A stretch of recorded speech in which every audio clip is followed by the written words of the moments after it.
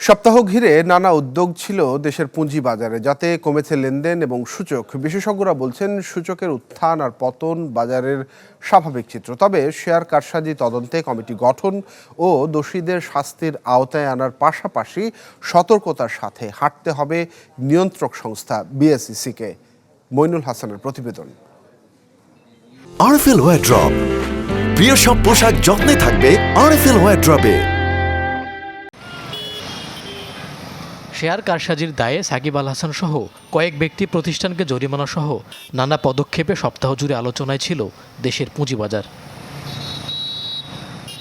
এই সময়ে সিদ্ধান্ত আসে ২৭টি প্রতিষ্ঠানকে জেড ক্যাটাগরিতে অন্তর্ভুক্তির। নির্দেশ দেয়া হয় ইসলামী ব্যাংকের শেয়ারের অস্বাভাবিক মূল্য বৃদ্ধির কারণ খোঁজারও। এসবের প্রভাব পড়েছে প্রধান পুঁজিবাজার ঢাকা স্টক এক্সচেঞ্জ ডিএসইতে। প্রধান সূচক ডিএসইএক্স ৯৬ পয়েন্ট কমে শেষ কার্যদিবসে দাঁড়ায় ৫,৬৩৯ পয়েন্টে। কমে যায় অধিকাংশ শেয়ারের দাম। অন্তত ১০,০০০ কোটি টাকা হারায় বাজার মূলধন।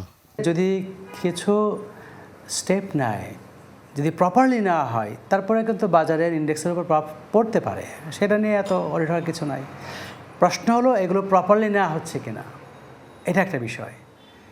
আরেকটা বিষয় হলো যে আমি যদি অনেকগুলো স্টেপ একসাথে আসে, তাহলে একটা ভীতির সঞ্চার হতে পারে, প্যানিক তৈরি হতে পারে। সেক্ষেত্রে আমি সেই স্টেপগুলো একটু গ্র্যাজুয়ালি নিব, একসাথে নেওয়ার তো দরকার নাই।